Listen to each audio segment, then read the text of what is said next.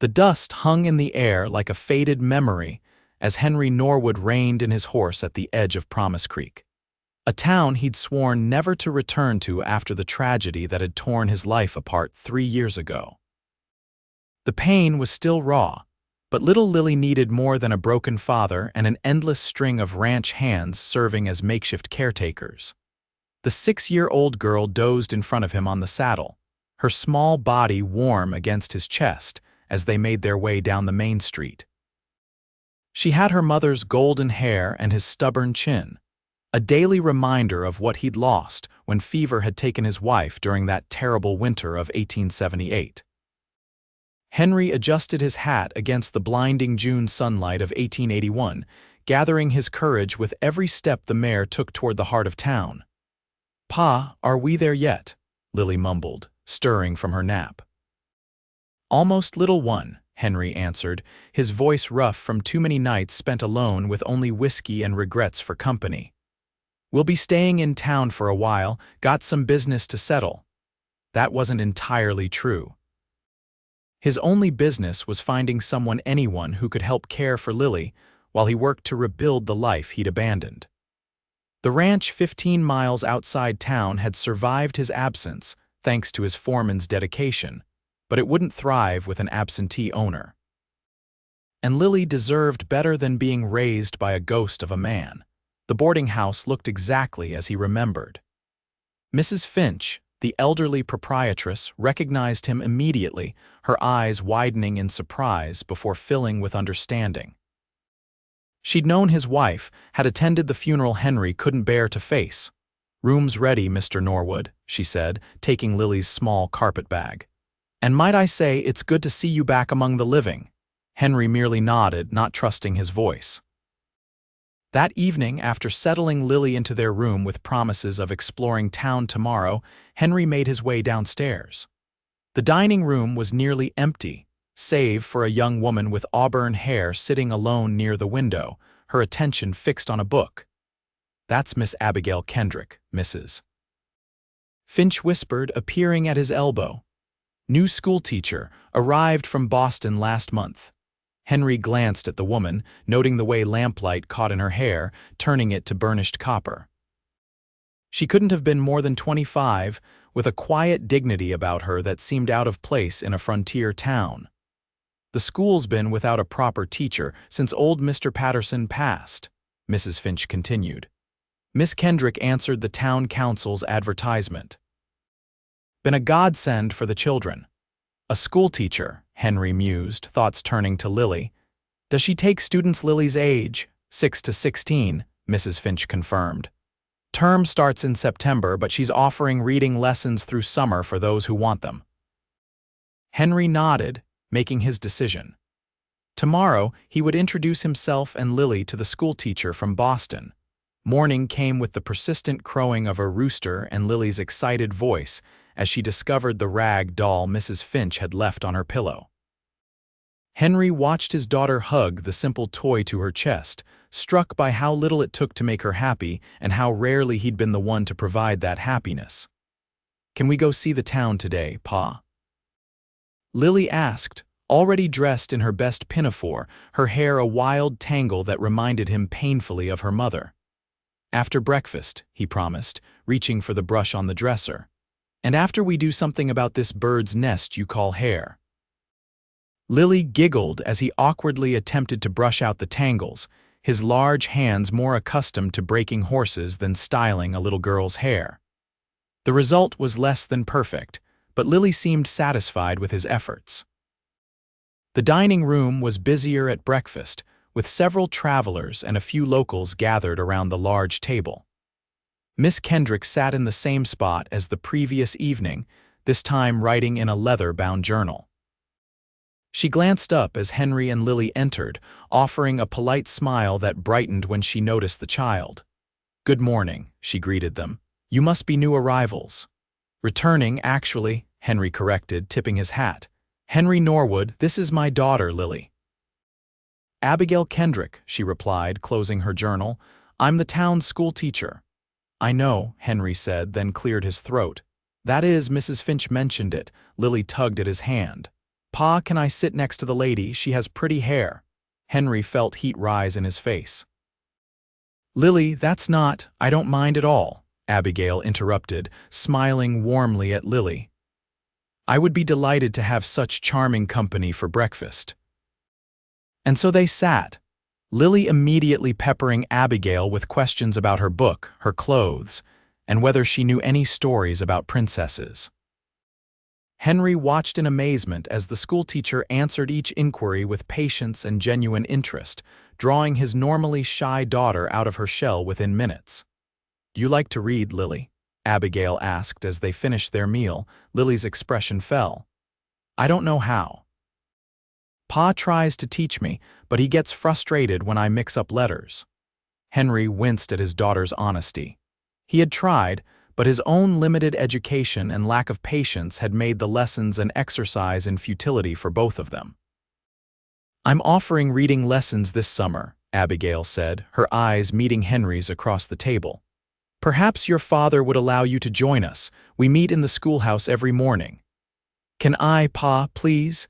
Lily's eyes shone with excitement. Henry nodded, relief washing over him. "I'd be much obliged, Miss Kendrick." "Abigail, please," she corrected gently. "And it would be my pleasure. We start tomorrow at 9. The next morning, Henry stood awkwardly at the back of the one-room schoolhouse, watching as Abigail gathered 6 children around her desk. Lily had insisted he stay for her first lesson, and he hadn't been able to refuse her pleading eyes. "Today we're going to start with a very special story," Abigail announced, holding up a well-worn copy of Jack and the Beanstalk. "And afterward, we'll learn 5 new letters." Henry meant to leave after the story, to ride out to his ranch and begin the difficult work of reclaiming his life there. Instead, he found himself transfixed by Abigail's animated reading, the way she gave each character a different voice, the gentle encouragement she offered when the children stumbled over sounds. Lily sat cross-legged on the floor, her face a picture of rapt attention as the tale of giants and magical beans unfolded. When the story finished, and the children began tracing letters on their slates, Henry finally slipped out, his heart lighter than it had been in years. Lily would be in good hands. Over the next 2 weeks, a routine emerged. Henry would walk Lily to school each morning before riding out to his ranch, where the work of repair and renewal consumed his days. Each afternoon, he'd return to town, arriving just as lessons ended to find Lily chattering excitedly about what she'd learned. Abigail often stayed after the other children had gone, giving Lily extra help with her letters. Sometimes, Henry arrived to find them huddled together over a book, Lily sounding out simple words while Abigail offered gentle guidance. He would stand in the doorway, unnoticed, watching this woman patiently nurture his daughter's mind in ways he'd never been able to. One particularly hot afternoon in mid-July, Henry arrived at the schoolhouse to find Lily asleep on a quilt in the corner, a picture book open beside her.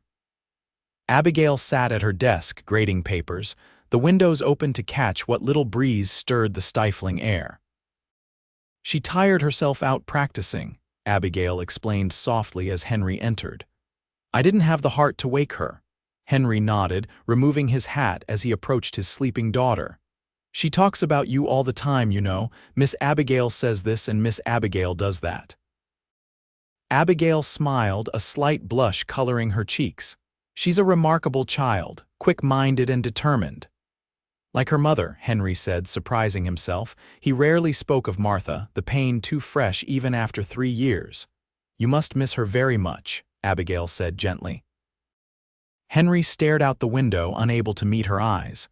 "Every day, sometimes I look at Lily and it's like seeing a ghost. Other times." He paused, struggling to articulate feelings he'd kept buried. "Other times I worry I'm forgetting her face." "That doesn't mean you're forgetting her," Abigail assured him, her voice soft with understanding. "It just means you're healing." Their eyes met across the schoolroom, and for a moment, Henry felt seen in a way he hadn't since Martha's death. Not as a grieving widower or Lily's inadequate father, but simply as a man trying his best in impossible circumstances. The moment broke when Lily stirred, rubbing her eyes as she sat up. "Pa, did Miss Abigail tell you I can read a whole page now?" "She didn't, but I'm mighty proud to hear it," Henry said, helping his daughter to her feet. "Perhaps you can show me after supper." That evening in the boarding house parlor, Lily read haltingly from her primer while Henry listened in wonder. Abigail sat nearby, ostensibly working on lesson plans but occasionally offering a gentle prompt when Lily struggled with a word. When Lily finished her assigned page and ran off to show Mrs. Finch her accomplishment, Henry turned to Abigail.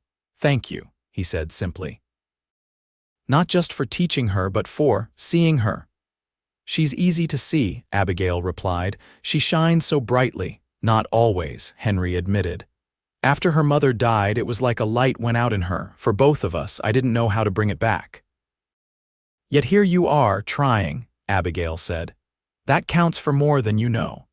As July turned to August, Henry found himself making excuses to spend more time at the schoolhouse. He repaired the leaky roof one Saturday, built new bookshelves the next. Lily thrived under Abigail's tutelage, proudly displaying her growing skills each evening by reading to her father.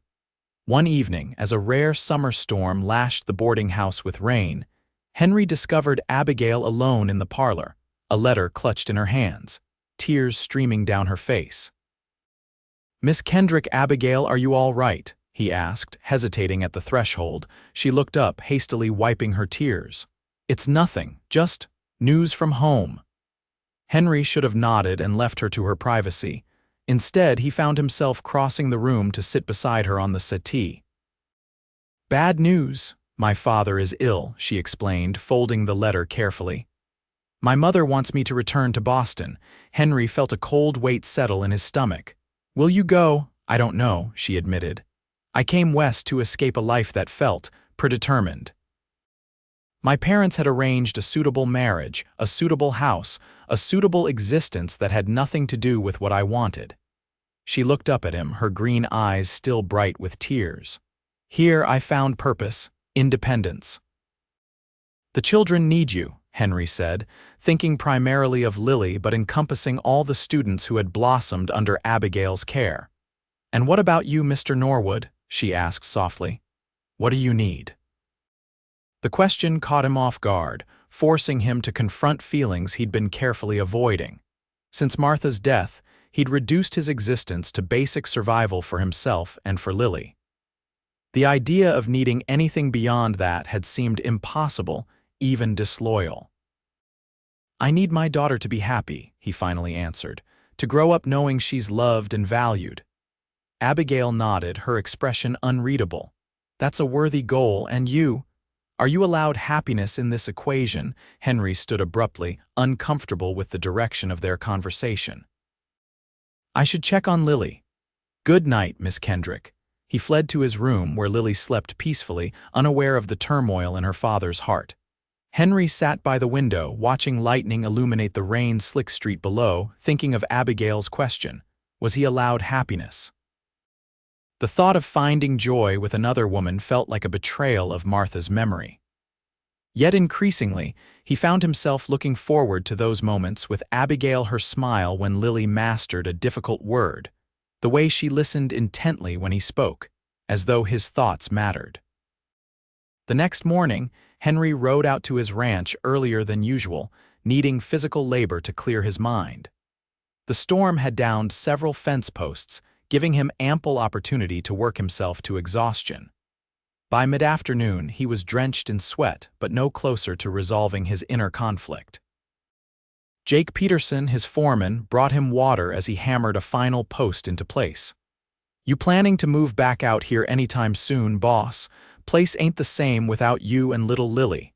"Been thinking on it," Henry admitted, "now that the repairs are nearly done."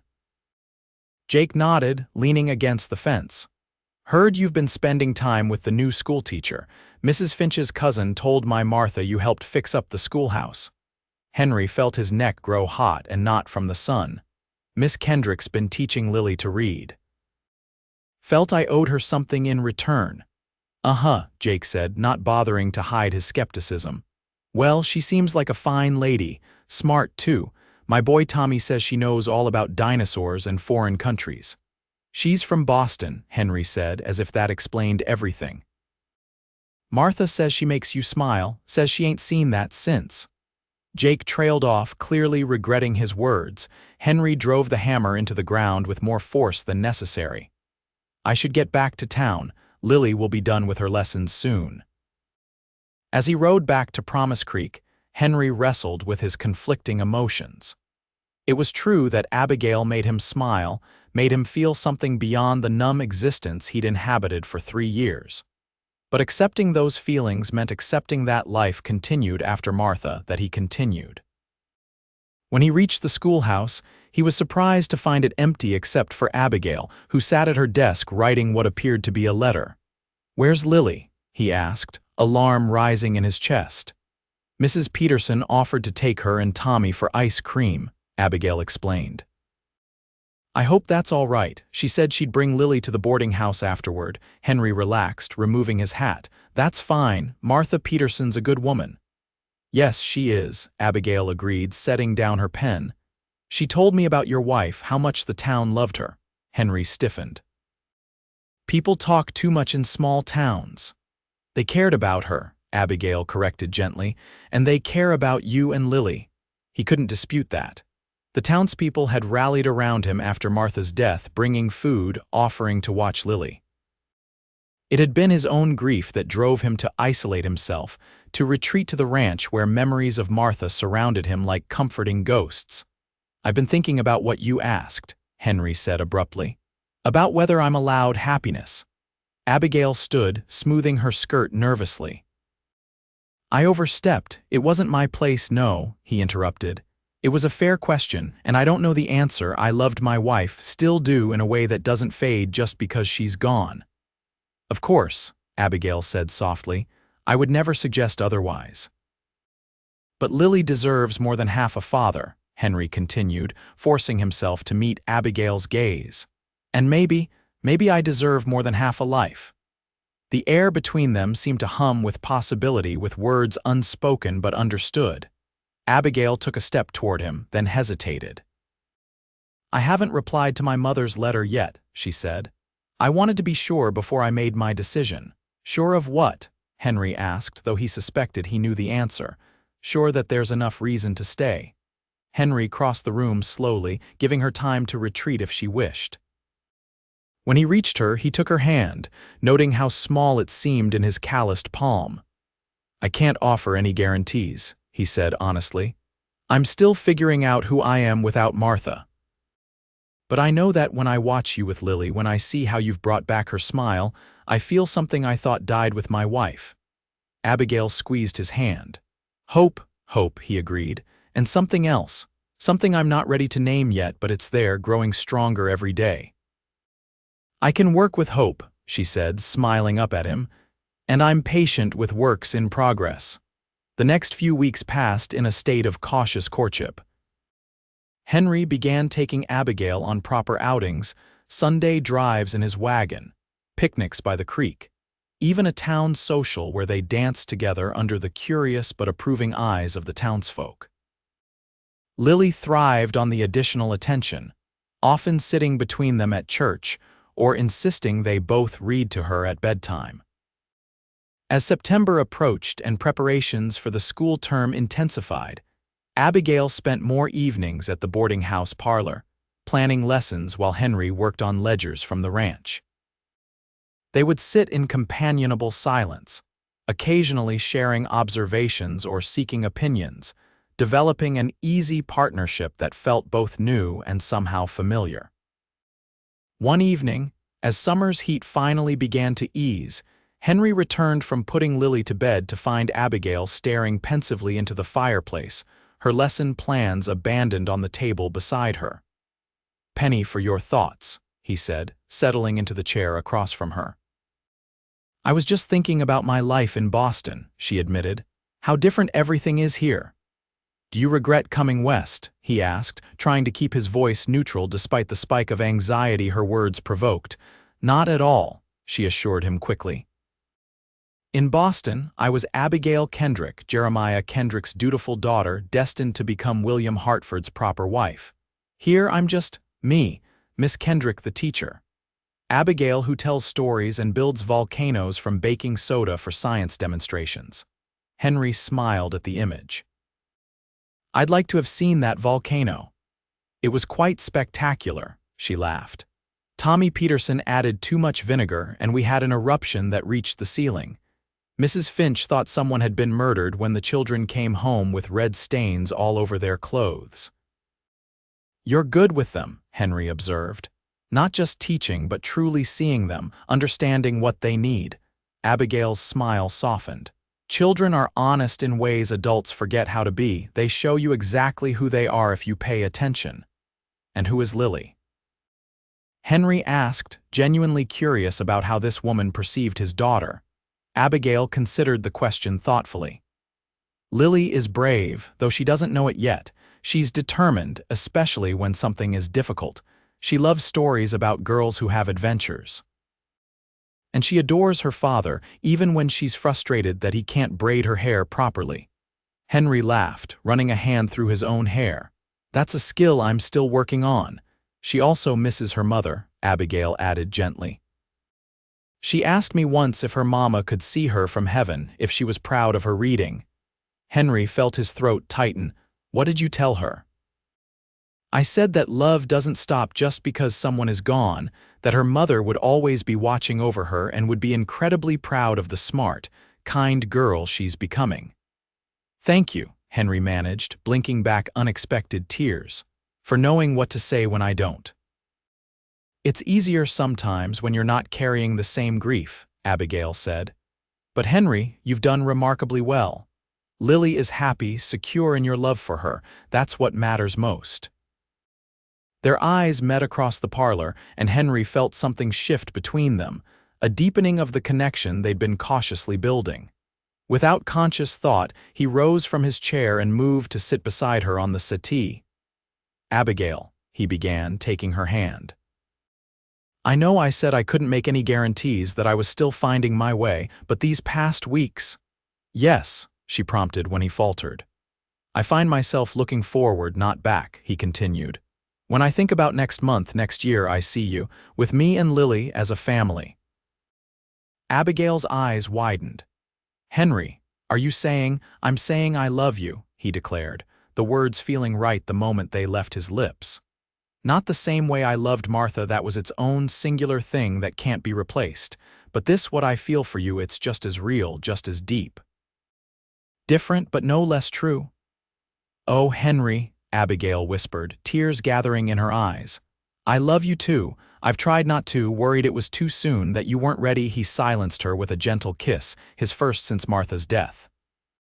It was brief, almost chaste, but carried the promise of a future neither had dared imagine until now. When they parted, Henry kept hold of her hands.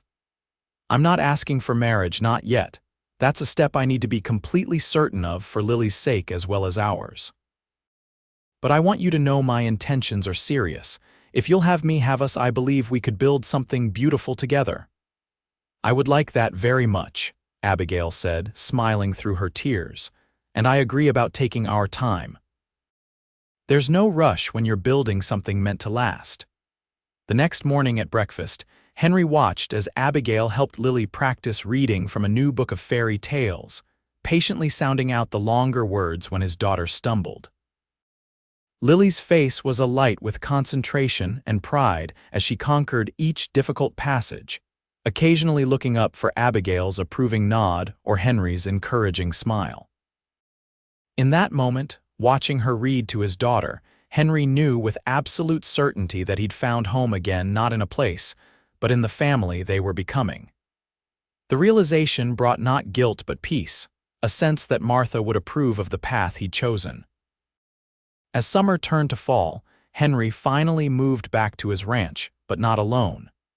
Abigail accepted a position as Lily's governess in addition to her teaching duties, taking up residence in the guest room that Henry and Jake had refurbished. The arrangement raised a few eyebrows in town, but Mrs. Finch's staunch approval and Reverend Collins' blessing soon quieted the gossips. By Christmas, with snow blanketing the rolling pastures surrounding the ranch house, Henry proposed properly, with Lily's enthusiastic blessing. They were married in the spring of 1882, a simple ceremony in the town church followed by a celebration that brought together the entire community. Abigail wore a dress of pale blue instead of traditional white, a choice that acknowledged their respective pasts while celebrating their shared future. That evening, after Lily had been tucked into bed with promises that everything would remain exactly the same except that now Miss Abigail would be her mother as well as her teacher, Henry and Abigail stood on the porch of their home, watching the stars emerge in the darkening sky. "Do you think she's happy for us?" Abigail asked softly, knowing Henry would understand she meant Martha. Henry's arm tightened around her waist as he considered the question. "Yes," he said finally. "She loved Lily more than anything, and me, though heaven knows I wasn't always easy to love. She'd want us both to be happy, to have the family Lily deserves. I'll never try to replace her," Abigail promised, "for either of you." "I know," Henry said, pressing a kiss to her temple. "That's one of the countless reasons I love you." As they stood together in the gathering dusk, Henry reflected on the winding path that had brought them to this moment. Grief had nearly destroyed him, had driven him from his home, and almost cost him his relationship with his daughter. Yet somehow, through that same grief, he had found his way back to Promise Creek, to himself, and ultimately to this remarkable woman who had taught not only Lily to read, but had taught him how to hope again. The next morning, Henry woke early as was his habit, but instead of immediately rising to begin the day's work, he allowed himself a moment to observe his sleeping wife. Abigail's auburn hair spread across the pillow, her face peaceful in repose. Beyond their bedroom door, he could hear Lily already awake, talking softly to her doll as she often did in the early hours. In that perfect, quiet moment, with the first light of dawn filtering through the curtains, Henry Norwood finally understood that happiness wasn't a betrayal of the past, but a testament to it, proof that love, once learned, could guide a person home even through the darkest wilderness of loss. And home, he now knew, wasn't the ranch or Promise Creek or even the memory of what had been. Home was here in this bed, in the sound of his daughter's voice from the next room, in the future they would build together one day, one lesson, one moment of joy at a time.